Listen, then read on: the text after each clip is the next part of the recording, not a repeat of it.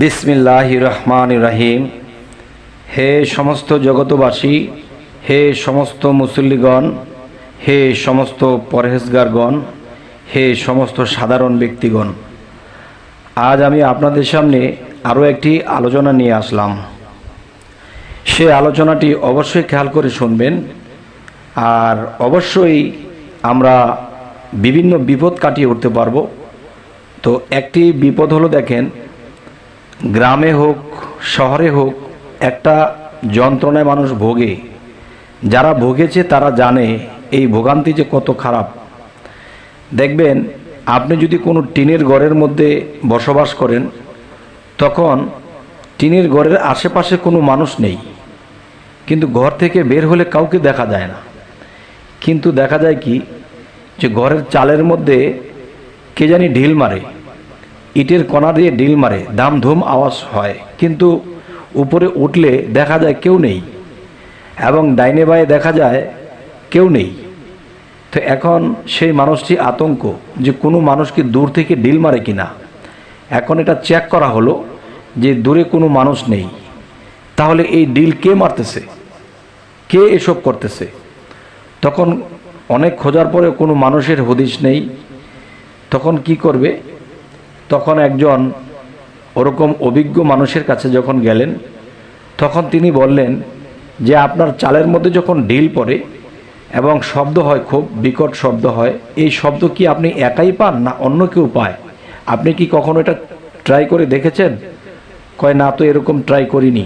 তখন জিজ্ঞাসা করবেন অন্য কাউকে যে তুমি কি এটার শব্দ পেয়েছো কিনা। তখন দেখা যায় যে আশেপাশের কাউকে জিজ্ঞাসা করলো যে রাতের বেলা যে আমার ঘরের মধ্যে এত বড় শব্দ হলো, আমার টিনের চালের মধ্যে এত বড় বড় শব্দ হলো, তুমি কি শুনেছ? সে বলতেছে না তো। সে তো বলতেছে তুমি তোমার ঘরের পাশেই থাকো, একসাথেই তো প্রায়। কয় না, আমি এরকম কিছু শুনিনি। এরপরে এই শব্দগুলো শুধু তিনিই শুনতে পান। তাহলে বোঝা গেল এরকম শব্দ পেতে পেতে পেতে পেতে কোনো একদিন এই জিনটা তার কাছে আসবে এবং তার উপর ভর করবে, তার ক্ষতি করার চেষ্টা করবে। তো এই জন্য আজকে যে আলোচনাটি করব, দেখা যায় মানুষে এটার কোনো ব্যবস্থা পায় না, এর যন্ত্রণায় ভোগ করতে থাকে। তো কোনো একদিন দেখা যায় সেই টিনের উপরে ঢিল মারতো, আস্তে আস্তে ঢিল মারতে মারতে একদিন তার ঘরে প্রবেশ করবে। ঘরে প্রবেশ করার পরে একদিন তার উপরে ভর করবে, তখন সে আবোল তাবোল করবে, তখন কি হবে, বিশৃঙ্খলা হয়ে যাবে। তাই এখন আমি যে কথাটি বলবো অবশ্যই আপনারা মন দিয়ে শুনবেন। দেখুন, সূরা আল সাফফাত, সূরা সাফফাতের যে কিছু আমল ও ফজিলত এই সম্পর্কে আমি বলবো।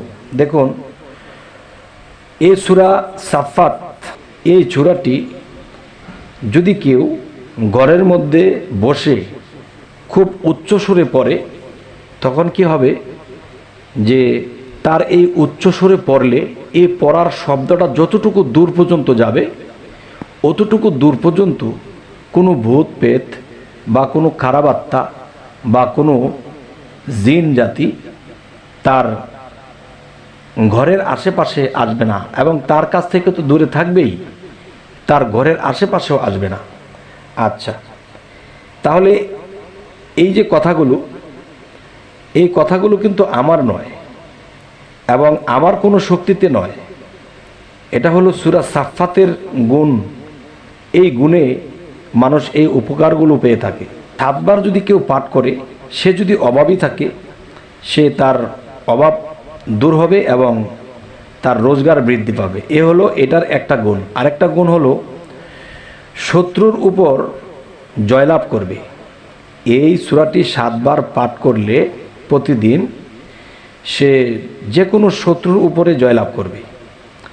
আচ্ছা, আরেকটি বিষয় হলো, এই সূরাটি যদি কেউ ঘরের মধ্যে বসে খুব উচ্চ সুরে পড়ে, তখন কি হবে যে তার এই উচ্চ সুরে পড়লে এই পড়ার শব্দটা যতটুকু দূর পর্যন্ত যাবে, অতটুকু দূর পর্যন্ত কোনো ভূত পেত বা কোনো খারাপ আত্মা বা কোনো জিন জাতি তার ঘরের আশেপাশে আসবে না, এবং তার কাছ থেকে তো দূরে থাকবেই, তার ঘরের আশেপাশেও আসবে না।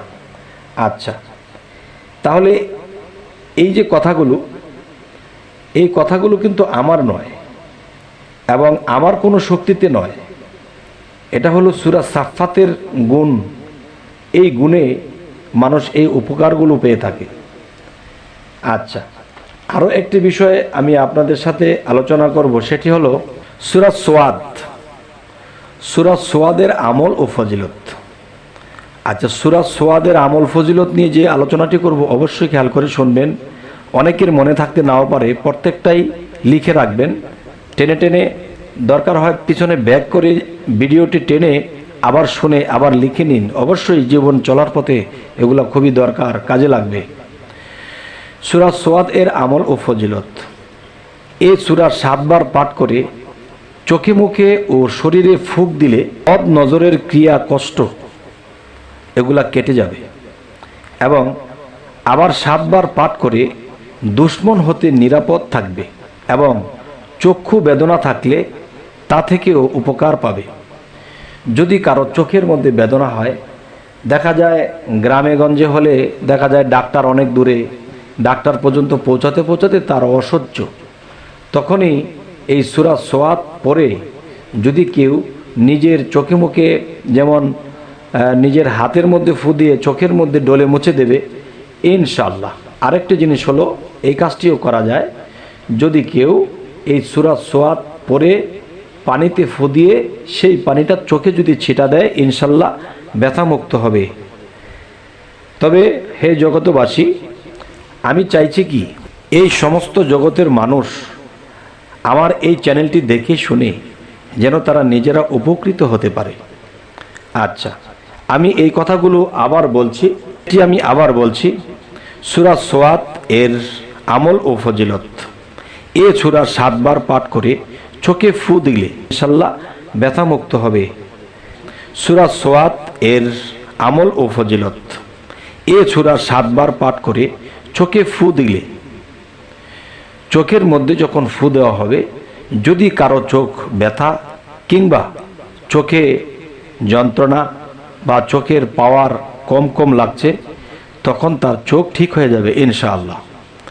এবং শরীরে ফুঁক দিলে অবশ্যই তার শরীরের মধ্যে যদি কোনো কুনজর থাকে বা কোনো এরকম কোনো কিছুর দৃষ্টি থাকে, ইনশাআল্লাহ কেটে যাবে। আরও 7 বার যদি কেউ পাঠ করে, তাহলে কি হবে, দুশমনের হাত থেকে সে নিরাপদে থাকবে। হে জগতবাসী, আজকের এই আলোচনাগুলো আপনাদের কেমন লাগলো? যদি মনে করেন যে হ্যাঁ, আজকের আলোচনাগুলো আমাদের বেশ উপকারে আসবে, আর কোরআনের কথা কখনোই মিথ্যা নয়, এবং কোরআনের কথাগুলো যদি কেউ মিথ্যা মনে করে, তাহলে সে কিন্তু আল্লাহর কাছে সে কাফের হয়ে যাবে। কারণ কোরআনের উপরে কোনো গ্রন্থ পৃথিবীতে নেই। কোরআনই হলো শ্রেষ্ঠ কিতাব। কেননা আল্লাহ বলেছে কি, যে আমার শ্রেষ্ঠ নবীর কাছে আমি শ্রেষ্ঠ কিতাব দিয়েছি, এই কিতাব থেকে তোমরা কি করতে পারবে, আমি আল্লাহ পর্যন্ত পৌঁছাতে পারবে। সুবহানাল্লাহ, আলহামদুলিল্লাহ। এবং এই গ্রন্থ থেকে, এই আল গ্রন্থ মানে আল কোরআন থেকে তোমরা দুনিয়াবি সমস্ত বিপদ আপদ থেকে এড়িয়ে থাকতে পারবে। এবং কেউ যদি মনে করে আমার হায়াত কম, আমি কিভাবে শর্টে আমি আল্লাহর ইবাদত করে আল্লাহ পর্যন্ত পৌঁছে যাব, সেই শর্টের পথও রাখা হয়েছে। এই জিনিসগুলি যদি কোনো মানুষ লক্ষ্য করে এবং বুঝে চলে, ইনশাআল্লাহ তিনি পরপারে পার হয়ে যাবে, তিনি ঠেকবেন না, দুনিয়াতেও ঠেকবেন না, আখিরাতেও ঠেকবেন না। তবে আরও একটি কথা হলো, আমাদের এই চ্যানেলটি যদি আপনারা নতুন দেখে থাকেন, তো অবশ্যই সাবস্ক্রাইব করে রাখুন। পরবর্তীতে ইনশাআল্লাহ আরও ভালো কোনো আলোচনা এই কোরআন থেকে নিয়ে আসব। তো সকলেই ভালো থাকবেন। আল্লাহ হাফিজ।